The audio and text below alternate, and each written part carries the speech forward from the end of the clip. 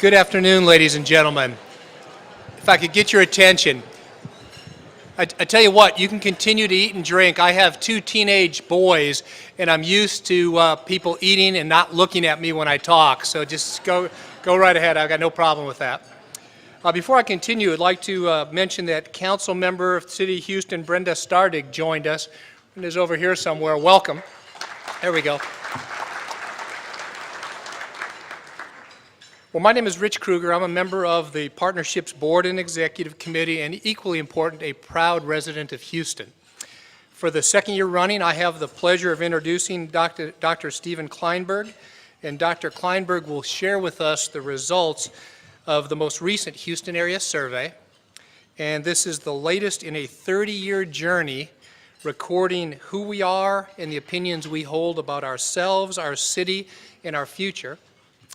ExxonMobil, we're pleased to be a sponsor of this event, and we're also proud to be a founding member of the corporate forum of the Kinder Institute for Urban Research. We applaud the forward thinking of Rice University in creating an Institute for Urban Research to house and ensure the continuation of the Houston area survey, a 30-year treasure trove that other cities around the country envy.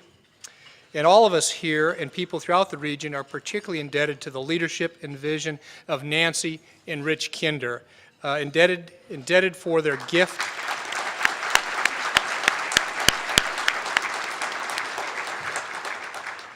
I think she just blushed. Indebted for their gift that, I'm probably not supposed to say that, as much money as they give, you don't want to embarrass anybody, but you are blushing, Nancy. Indebted for their gift that broadens the mission of the Institute and makes possible world-class research on issues facing Houston and urban areas throughout the world. So Nancy, we thank you and Rich for your generosity. One thing that I've come to realize is that Stephen Klineberg needs little in the way of introduction in this town. For 30 years, he's been studying the Houston area, helping us understand the profound changes that are going on in our very midst, and watching this region become the leading edge of America's future. Through his tireless and enthusiastic commitment to this city and passion for his work, Stephen himself has become a Houston treasure. So with that, as Dr. Klineberg makes his way to the podium, we'll show you a brief video that'll set the stage for his remarks. So ladies and gentlemen, Dr. Stephen Klineberg.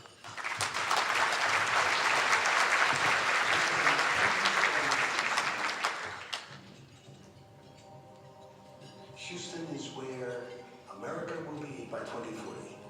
All the growth of the city in the last quarter century has been immigration from Asia, Latin America, Africa, and the Caribbean, and this biracial southern city has become one of the most ethnically diverse cities in the country. Of everybody who is 60 years old or older, 70% are Anglos. Of everybody under the age of 30, 75% are non-Anglos. Houston is the fourth largest city, one of the most ethnically diverse cities in the country, the second largest port in the country, the sixth largest port in the world, the gateway to Latin America, the center of trade and commerce in the global economy. The gap between rich and poor is accelerating across America and in Houston, predicated above all else on access to higher education. There's a recognition that our prosperity depends on attracting the creative class, the best and the brightest people in America. What we are waiting for in the business community is not religious conversion, but enlightened self-interest. There is a business case for planting trees. There's a business case for cleaning the air. There's a massive business case for investing in education. How Houston navigates its transition to build a truly successful, inclusive, multi-ethnic society will have enormous implications not just for the Houston future, but for the American future. This is where the American future is going to be worked out.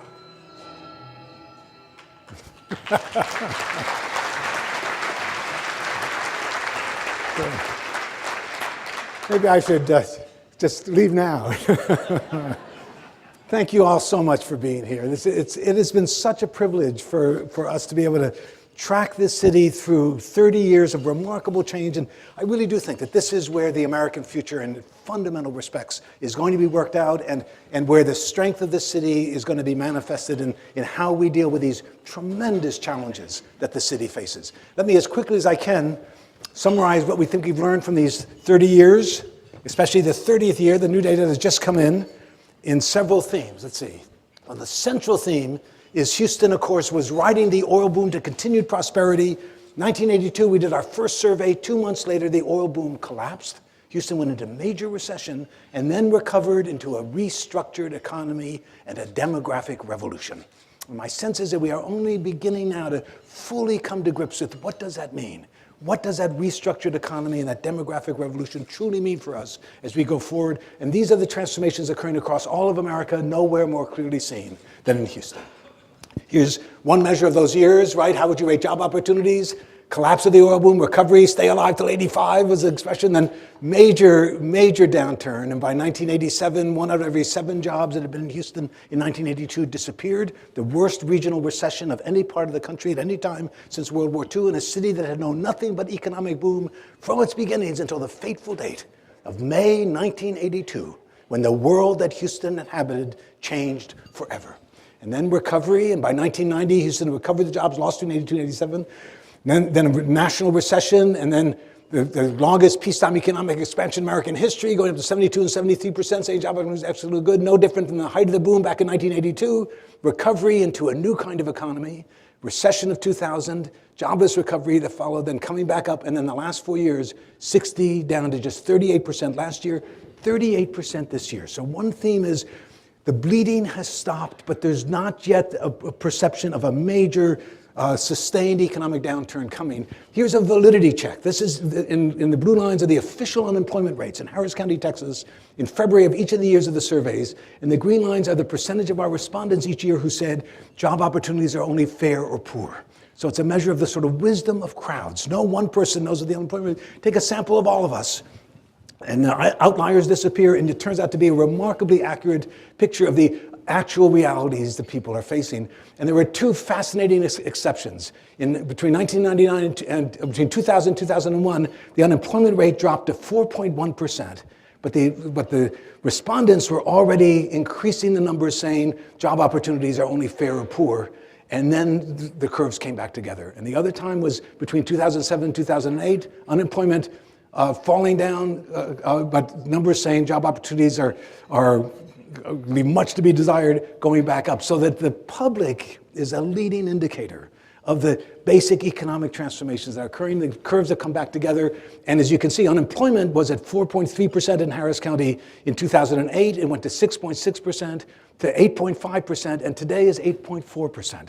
So an accurate picture. We're no longer losing jobs, we're no longer bleeding, but not yet has there been a real sense of major return of prosperity. But then here's another indication of some modest, at least increased optimism. We asked in all these years, how have you been doing financially over the last 3 or 4 years? Things have been getting better, about the same, or worse for you? And the percent who said, I've been doing better financially dropped from 44% to just 20% last year in 2010, and has come back up to 26%. And the percent saying, I think I'll be doing better in the future, went from 48 to 52%. Not dramatic, but real. A new sense that we're moving out of this recession, but it's a problematic future, and the American future is seen as much more problematic than the Houston future, and I'll show you that in just a second. But the fundamental story is that we've emerged out of that recession into a radically different economy. The source of wealth for Houston throughout all of its history was the exploitation of natural resources. You didn't need education to make money in Texas. You made money by exchanging commodities, by land, by exploiting all the things you could do on the land: cotton, timber, cattle, oil. The source of wealth in the 21st century will have less and less to do with natural resources and more to do with human resources. The blue-collar path to economic success has disappeared. Gone forever is the opportunity for a young man who graduated from American high school with a high school diploma, come out into the Houston workforce and expect to be able to make a middle-class wage. What you earn depends on what you have learned. Education is now critical in a way that was never true before, and the public understands that. In the survey this year, 78% disagreed that a high school education is enough to get a good job, and last year, 67% agreed there are very few good jobs in today's economy for people without a college education. And I stole this graph from Larry Kellner, and it's a powerful measure of what happens, what's the relationship between education and unemployment. If you do not have a high school diploma, these are national figures, 14% of those without high school diplomas are unemployed, compared to just 4.6% of those with bachelor's degrees. And then participation in the workforce. Education is critical in a way that was never true before, is now central to the future of cities and of Houston in particular as we go forward. And tied into that growing recognition that education matters more than strong right arm, willingness to work hard, the right kinds of values. If you don't have the skills that you can turn into commercial ventures and into activities that require some degree of technical knowledge, you're not going to be able to make it economically no matter how hard you try. And there's a new recognition. Do you think most people in America today are poor because of circumstances they can't control or because they don't work hard enough? The presenter said most poor people in America today are poor because of circumstances they can't control, jumped from 52% in 1997 to 72% and 73% today. In this community of ours where we're skeptical about government, a jump from 36 to 48%. We said, which of these statements come closest to your view? The government should do more to solve the country's problems, or the government is trying to do too much, it should be left to individuals and businesses. Percent saying government needs to do more, jump from 36 to 48%. And then a question, do you agree or disagree? We asked 2 years ago, and then today, government has a responsibility to help reduce the inequalities between rich and poor in America, a jump from 45 to 52%. A new awareness that there's a role for government to play in addressing these critical challenges as we go forward. And then here is the question that is the Greater Houston Partnership's favorite question. They call me every year, how's our question doing? Measure of the can-do spirit, the deep belief in Houston. If you work hard in this city, eventually you will succeed. Has always been high, has gone up higher, is now at 86%. Never, even at the depths of the recession, did that belief fall below 75%. This is a city that believes eventually if you work hard, you can make it. But at the same time, the percentage who agree with the statement, people who work hard and live by the rules are not getting a fair break these days, has also gone up. Right? And it's the difference between these days and eventually there's a Houston faith that is enormously important. When this question is asked in the national samples, do you think it's generally true in this country? If you work hard, eventually you will get ahead. Between 55 and 65% of Americans say, yes, I believe that. In Houston, it has never fallen below 75%. So it remains a tremendously important part of our psyches, but it's also important to add to that a recognition that that today's realities demand investment in people and education in a way that was less true when our location in the East Texas oil fields was the basis for our wealth in the 20th century. And then here are two signs of a growing concern about the long-term American future. This question was thinking about the standard of living that you have or expect to have. Is it higher, about the same, or lower than your parents' standard of living? And the percentage said it's higher than my parents' standard of living, dropped dramatically from 72% to 57%. And then the question this year was, do you think that young people in America will eventually have a higher standard of living, about the same, or a lower standard of living than adult Americans today? The percent saying they will have a higher standard of living dropped from 43% down to 31%. So there is a deep concern about where is America in the world and how well are we positioned to succeed. And there is anxiety about the American future, at least not quite, or certainly not the great optimism that has always been a part of the American belief that each generation will do better than the next. Now it depends on what kind of investments we make collectively in this generation to ensure that next generation can make it well.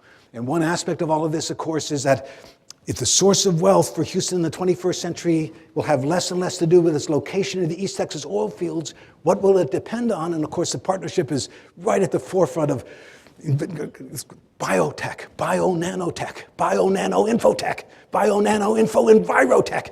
The source of wealth for Houston in the 21st century will have to an important degree have to do with attracting the best and the brightest people in America, working at the cutting edge of knowledge, able to put that knowledge into commercial ventures. The resource of the knowledge economy is housed between the ears of the best and the brightest people in America who can live anywhere. And quality of life issues that were never important for Houston. Our location in the East Texas oil fields, come on down. Who cares if it smells a little bit? This is the smell of money. This is what we... Suddenly, quality of life issues have become central to Houston's prosperity in the 21st century. And you can see a whole extraordinary array of commitments that we have been making over the last 10 to 15 years in air and water quality improvements, in the venues for sports, arts and culture, the overall physical attractiveness, planting trees, green spaces, the Greenway Bayou initiative that's underway, revitalization of the urban centers, mobility now through improvements in transportation systems. We know that the strategies that we need to put into place for economic prosperity in the 21st century are different from the strategies that worked so well for the city in the 20th century. And we're watching public attitudes across the board, but the most interesting thing is on these measures of quality of life in Houston, everything's improving. How worried are you personally that you or a member of your family will be the victim of a crime, dropping from 27 and 28% saying, I'm very worried about being a victim of crime, to just 20%. That's lower than it has ever been in all the times we have asked that question in our surveys. And this was sort of the surprise to me, at least. Over the last 3 years, traffic in the Houston area has generally been getting worse. Percent saying, no, it hasn't been getting worse. It's dropped from 67 to 57. And then how concerned are you about the effects of pollution on your family's health? And the percent saying, I'm very concerned, drops from 52 to 43%. We have been making enormous progress in this city and turning Houston into a place that really is a destination, or really is in the process of becoming an urban destination of choice, a place where people who can live anywhere will say, I'd like to live in Houston. And then this is the great story, right, that Jeff mentioned at the beginning. This is a different question than the one we asked last year. Robust finding, the same sort of thing. Last year we said, how would you rate the Houston area as a place to live? Excellent, good, fair, or poor. The percentage who said Houston is an excellent or good place to live was higher than it had ever been in the surveys. And this question asked in alternating years, compared to most other metropolitan areas in the city, would you say the Houston area is a much better place, a slightly better place, a slightly worse place, or a much worse place in which to live? 90%. That's almost, you never get 90% agreeing on anything. 90% of Houstonians say it's a better place to live than almost anywhere else in the country. So the story for Houston is that the people who live here love it here and believe in this city. One of the great strengths of Houston is the quality of people who are here and their shared commitment to making the city better and make it work well. Our problem is that people who don't live in Houston still today say, yuck, why would I want to live in Houston? And that's the big part of the challenge. And we're, as I say, I think in many important ways, beginning to rise up to that level of challenge and beginning to meet it in very important, positive ways. And then here's another very interesting thing that, again, is a robust finding, a question we asked in 2011 that we asked 2 years ago, where we said, if you could live in any neighborhood in Houston that you wanted, where would you prefer to live? 52% say, I would prefer a single-family residential area. Thank you very much. But 45% of all Harris County residents in this most automobile-dependent, far-flung city of ours, 45% say, I would prefer to live in an area with a mix of developments, including homes, shops, and restaurants.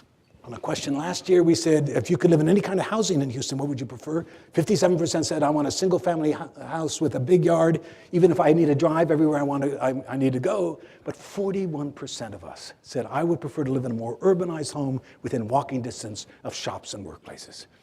Talk about an unmet demand out there, an opportunity to begin to do that infill development, to build that light rail system with the 65 transit stops and offer opportunities for walkable urbanism in Houston, Texas. And it's going to be interesting to watch as the light rail gets underway and as we begin to think about how do we put density within a quarter mile of those transit stops and have wide sidewalks and shade trees and residents upstairs and retail downstairs and sidewalk cafes. And if I can get you to live within a quarter mile of a transit stop, and if that transit stop takes you anywhere near where you want to go, I can maybe get you to walk to that transit stop. And you begin to get a sense of a city reinventing itself in the 21st century.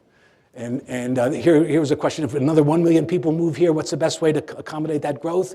80% say redevelop the older areas of the city where sewer lines and streets already exist. Only 14% say build more suburbs on the edge of existing suburbs. And then what's the best way to spend our taxpayer transportation money to improve transportation in the city? Clearly, 52% to just 42% say spend the money on improving rail and buses rather than expanding existing highways. We're going to do both. We need to do both. We're spreading in all different directions, but we're also building in downtown areas that it's going to be a very interesting city as we go forward and begin to start, as I say, reinventing ourselves, I think, for the 21st century. And then, of course, the great fundamental transformation, right? That we need to spend just a few minutes finally recognizing. Houston is at the center of the fundamental demographic transformation that is going to be Houston and Texas and America in the 21st century. Here is a shorthand story of Houston. During the oil boom, it was Anglos pouring into Houston because this is where the jobs were. The Anglo population grew by 27% between 1970 and 1980. Then came the oil bust. And between 1980 and 1990, the Anglo population grew by 1%, and then the population actually dropped by 6.3% and 4.8% in the last 2 decades. Meanwhile, during the 1990s, as the Anglo population was dropping by 6.3%, the African-American population grew by 22%, the Hispanic population by 74%, the Asian population by 76%. By the year 2000, there were 3.4 million people living in Harris County, all of us minorities. And the census has just told us today, 41% of everybody in Harris County is Latino, only 33% are Anglos. In 1980, not that long ago, when Houston became the 4th largest city in America, 63% of us were Anglos. Today, less than 33% are Anglos. That's a very big change in a very short amount of time. And who are all these people? And no one consulted with me before they came. And not surprising that we find in our surveys some real anxiety about this transformation, but there it is, and it is real and unchangeable in a fundamental way. A couple of key things to point to here. Had Houston not been one of the great magnets of the new immigration of the last 30 years, this city would have lost population. We would have had the same fate as major American cities across the country that are losing their status as major cities because they are shrinking in population. Philadelphia, Pittsburgh, St. Louis, Detroit, Cleveland, Cincinnati, Baltimore, Buffalo. Instead, Houston is one of the most vibrant, rapidly growing cities with a tremendous entrepreneurial spirit, doing better economically than almost anywhere else in the country, almost purely because of its attraction to immigrants pouring into the city from Asia, Latin America, Africa, and the Caribbean. No city, I think, has benefited more from immigration than Houston, Texas in the last 30 years.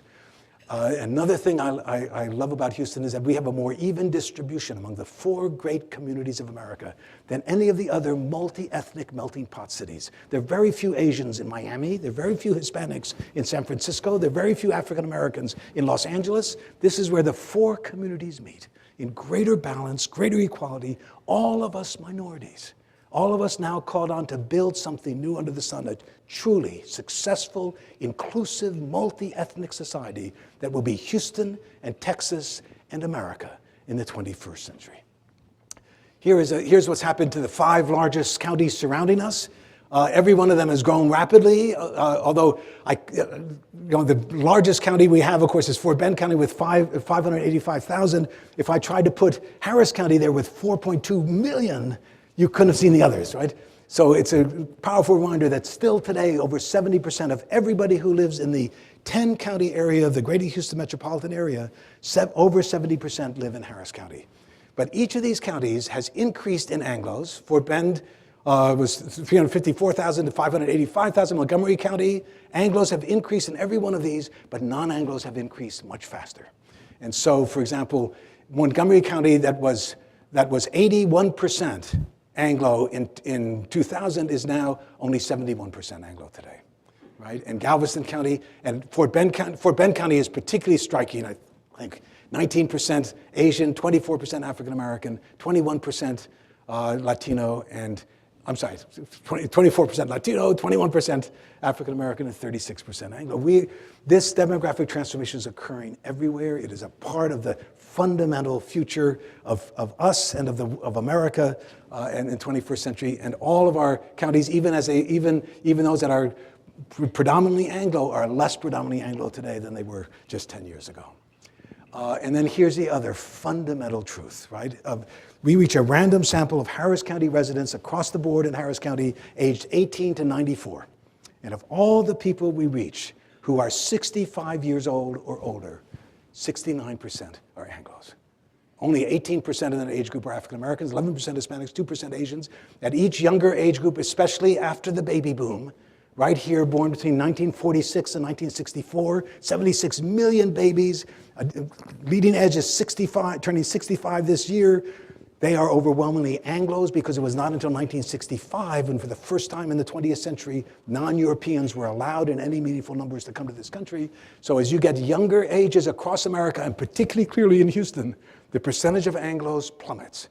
The percentage of African Americans, Asians, and above all Latinos surges. You reach the young adults, age 18 to 29, in Harris County, Texas today, 45% are Hispanic, 22% African American, 10% are Asian, fewer than 23% are Anglos. We are at this incredible hinge in history where literally 70% of everybody over 65 is Anglo and 76% of everybody under 30 is non-Anglo. And here we are.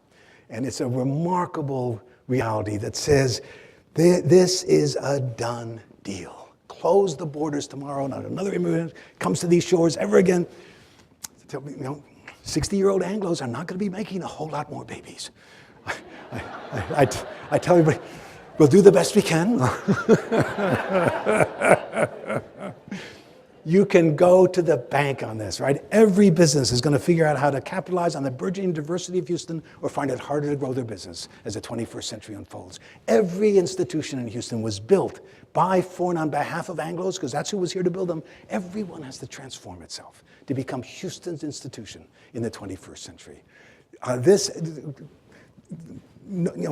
is a done deal. No force in the world is going to stop Houston or Texas or America from becoming more Latino, more African American, more Asian, and less Anglo as the 21st century unfolds. Here we are. This ethnic transformation can be the greatest asset that Houston could have as it positions itself in the global economy. When I say the second largest port in the country, the sixth largest in the world. It's actually not the sixth largest anymore. China ports have become larger than ours. But wow, our destiny in Houston is to be a gateway to Latin America, a connector in the global economy. Tremendous asset for Houston to have in positions of economic and political power, Black Houstonians, Hispanic Houstonians, Asian Houstonians, to build the bridges to the global marketplace. This ethnic transformation can be the greatest asset that Houston could have, or it could tear us apart and become a major liability, reducing rather than enhancing our competitiveness in the global economy. Much depends on how this generation speaks to these issues. It's a striking new reality that I think we're finally beginning to recognize, wow, and if we do this right, this can indeed be the greatest asset for a city like Houston and for America as it becomes a microcosm of the world in the global economy of the 21st century. And then here's another critical reality, this new immigration that has come to this country after the draconian, restrictive laws of between 1924 and 1965 were changed, and for the first time, non-Europeans were allowed to come. This new immigration is unprecedented in American history in two respects. Number one, it is non-European, and number two, it is dramatically bifurcated. One group of immigrants are coming here from educational and income backgrounds that are far superior to the average background of the average US-born Anglo. Always before, immigrants came at the bottom, were as peasants, and had 2 or 3 generations to work their way up. Asian immigrants are coming to Houston, 61% have college degrees, compared to just 47% of the US-born Anglos, followed by US-born African Americans, followed by Latinos, and then 47% of Latino immigrants are coming with stunning educational deficits relative to the average education of the average American. 47% do not have high school degrees, fewer than 11% have college degrees, coming into a world where education has become absolutely critical. And it's not surprising that that's a factor in people's anxieties about what is going to happen to this city as all these Latinos come here, never working their way out of poverty, never learning the language. And we have now reached a large enough number of Latino immigrants in Harris County, Texas, in our surveys to ask the question, what happens to Latino immigrants coming here with such low levels of education who've been here for 9 years or less? What happens to those who've been here for 10 to 19 years? Compare them to those who've been here for 20 years or longer, and compare all 3 of those immigrant groups with second-generation Latinos born in this country of immigrant parents and third-generation born in this country of parents who were also born in the United States. What is actually happening to the Latino community as they come? And here are the findings, just very quickly. Household income greater than $35,000, that's not a lot of money, but it gets you out of poverty. True of 17% of the Latino immigrants who've been here for 9 years or less, 24% of those 10 to 19 years, 45% of those who've been here for 20 years or longer, 54% of the second generation, 59% of the third generation. Do you use a computer in your home or place of residence? Do you and your family currently have any health insurance? Do you live in the city of Houston or in the suburbs? Do you own or rent the place where you live? Strikingly, Latinos coming here with very low levels of education, but tremendous vitality, energy, good health, commitment to work hard. The School of Public Health has a study they call the Hispanic Paradox. Latinas coming here, giving birth to babies who are and they are at the bottom of the socioeconomic status, facing all kinds of stress, giving birth to perfect babies, full-term babies, extraordinarily healthy, and the question is, how is that possible? Why is that happening? And the answer is, number one, there's a culture that supports pregnant women in the last 2 or 3 months of their pregnancy, that makes sure that they're under the least possible stress, but above all, it's because who makes the journey? Who braves the distance to cross and come to this country? They are the healthiest, the most energetic, the most ambitious, the most committed to succeed. And Latinos are moving their way out of poverty at least as fast as the Italians and the Greeks and the Poles did 100 years ago, when that last wave of immigrants came, and we all felt same way, they'll never make it, these Italians are never going to be anything but a burden on our society. Latinos are working their way out of poverty at least as fast as previous generations did. And then what about Americanization? The interview was conducted in English or Spanish. 55% of the immigrants who've been here for 20 years or longer did the interviews in English, a powerful measure of English fluency. 92%, of course, the third generation Latinos worry my kid doesn't speak Spanish anymore.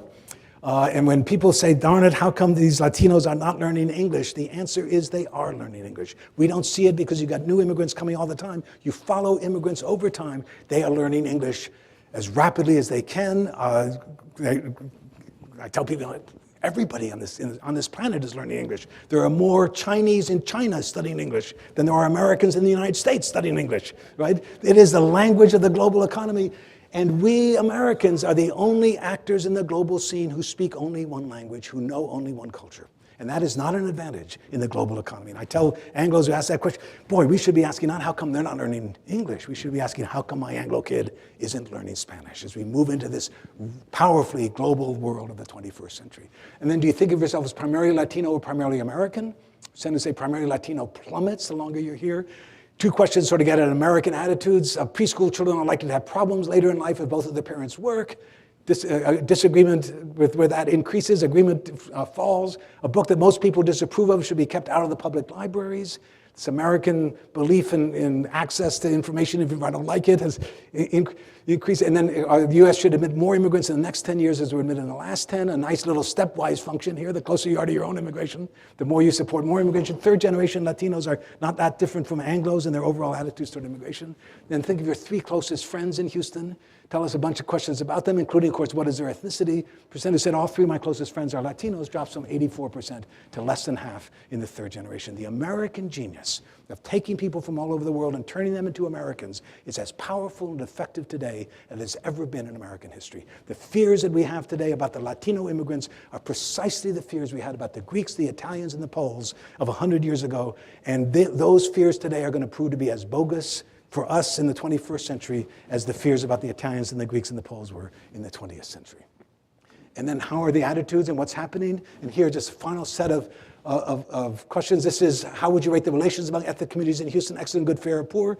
This is Anglos, Latinos, and African Americans is sort of a basic pattern. Anglos think everything's hunky-dory. African Americans are much less confident about ethnic relations. Latinos generally in between, but all 3 groups increased. And then between 2005 and 2006 and 2007, it dropped. What happened in 2005, 2006? Katrina, right? The sudden fear of all these people coming in here and not going home. And then all of them have come back up, except for the last couple of years. And it's going to be very interesting to watch this, especially among Anglos. The percent giving positive ratings has gone down. And it ties into something else that we also saw this year. These general questions. Do you think the increasing immigration to America threatens American culture or strengthens American culture? Percent saying strengthens American culture went from 39 to 57%, and then dropped this from 2 years ago from 49% to 41%. And this line was, do you think the increasing ethnic diversity in Houston brought about by immigration is a good thing for the city or a bad thing? The percent saying it's a good thing for the city also went down from 61 to 53. And this question was, I think the ethnic diversity in Houston would become a source of great strength or a growing problem. The percent saying a source of great strength went up, but we didn't ask it in this year. It's something to watch. There seems to be a growing, the last minute here, some anxiety about this ethnic diversity, and it ties in and is powerfully connected to age. Not surprisingly, I think. And here's just my final chart. Now I'll open to your thoughts and questions. Every question we ask about comfort with diversity is powerfully correlated with age, right? Do you think Houston's increasing ethnic diversity will eventually become a source of great strength for the city? 69 and 73% of those under the age of 35, dropping to 55% for those over 60. The increase in immigration to this country mostly strengthens American culture. The influx of undocumented immigrants in Houston is not a very serious problem. Comes down, right, depending on your age. And then, do you favor granting illegal immigrants a path to legal citizenship if they speak English and have no criminal record? 73% of the younger folk, down to 52% of the older folk. Just a reminder, we are living at a time of extraordinary transformation. There's a fundamental law of human nature that says what I am familiar with feels right and natural, and what I'm unfamiliar with feels unnatural and somehow wrong. Younger Anglos are growing up in a different world. And us older Anglos grew up in a world where we're not used to all of this ethnic diversity. And so it's not at all surprising that you find this difference, and it bodes well for the long-term future. It also bodes well for us older Anglos, that we're sort of dealing with this better than one might have expected, but not surprising that there are those kinds of differences. This is a time of just extraordinary change, right? The big summaries from this year's survey is that the economic outlook has improved, but little confidence that we've entered into a sustained economic recovery. It's going to be very interesting next year. I think we're going to be seeing some more sustained optimism on those issues. Area residents are worried about the American future, but they're feeling better about Houston, and that's striking sort of differentiation that people make. And then Houston's burgeoning diversity poised to grow even faster in the years ahead. Nothing is going to change that. The only question is, how do we respond to it? Is creating deep ambivalence and mixed reactions, and not surprisingly, younger Anglos are more comfortable with this diversity than older Anglos. Let me end this with, I think I did this last year too, with those two sources of wisdom from ancient China. One was that famous Chinese curse. When you were angry in the old days in China, people would say, "Darn you, may you live in interesting times," right? Meant as a curse. I don't think there have ever been more interesting times than right here and right now. And then there's that wonderfully insightful way that the Chinese language renders the word for crisis. The word for crisis in Chinese is wei ji. It consists of two characters, one signifying danger and the other opportunity. Not a bad way to think about this remarkable coming together of forces, a set of cards that this generation of leadership have been dealt. No one planned for the oil boom to collapse, for Houston to go into major recession, and then recover into a radically different economy where education has become so absolutely critical, where quality of life issues are now central to the pro-growth agenda of Houston in the 21st century. No one planned that, and no one planned for the ethnic transformation to take place. Here we are. These are the cards that this generation has been dealt. How we play those cards, with what kind of wisdom, sensitivity, determination to seize the opportunities and derail the dangers, will be the measure of the kind of city, the kind of state, the kind of country that we build together in the 21st century. Thank you all very, very much. We have time for questions. Thank you. Come on, Frank.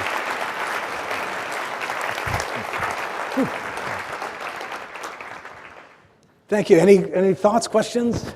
Any suggestions about what we should be asking for next year? And we have, by the way, on your way out, a report on the activities of the Kinder Institute and a 4-page summary of the central findings from this year's survey. So I hope you pick them up. I hope you'll also leave your card if you'd like to be on the mailing list as we try to reach out to people about this remarkable new set of things that are happening at Rice, thanks to the Kinders and the Kinder Institute. Questions, comments? Could you please comment on your outlook and your level of optimism for Houston particularly, but the country generally, in view of the need for more and more education, higher education especially, juxtaposed against where we are now with cutting budgets in every school district that surrounds Houston and more generally in the country, and therefore investing less in education, and at the same time in Houston being faced with as you pointed out, a large proportion of our immigrant population coming in less educated. I mean, Right, right. is the gap just widening, and do you think that that's cyclical, or is that indicative of a long-term trend? It's just so hard to believe that we in Texas are going to allow ourselves to fail so miserably in our investment in the future of the state.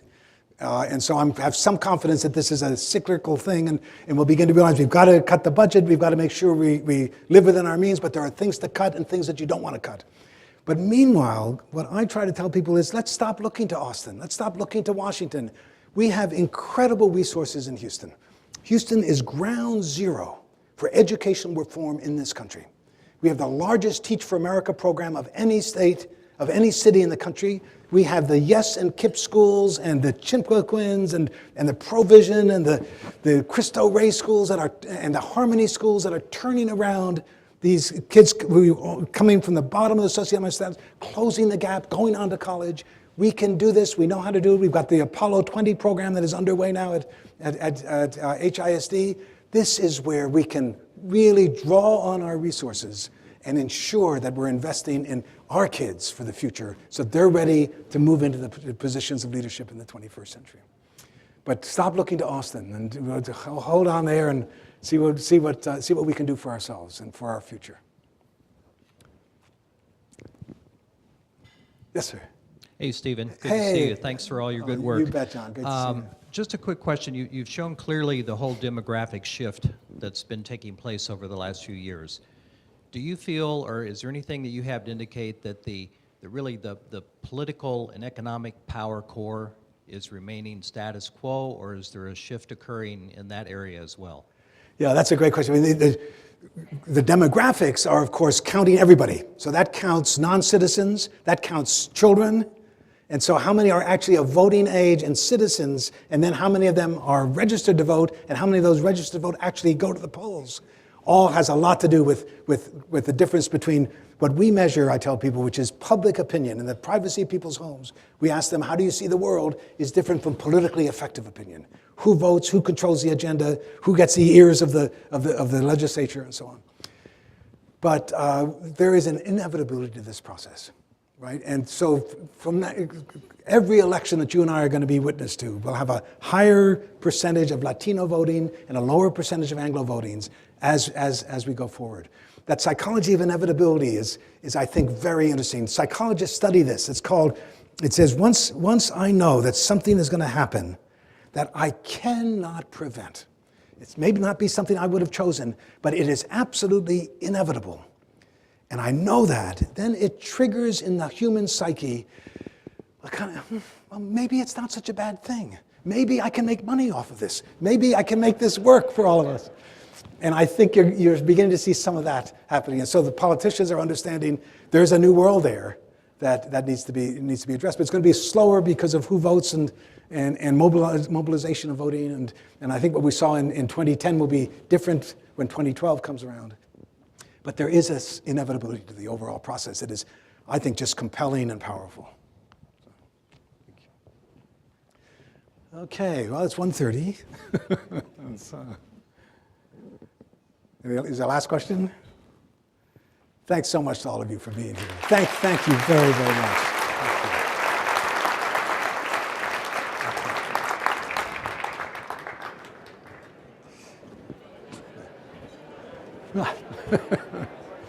So.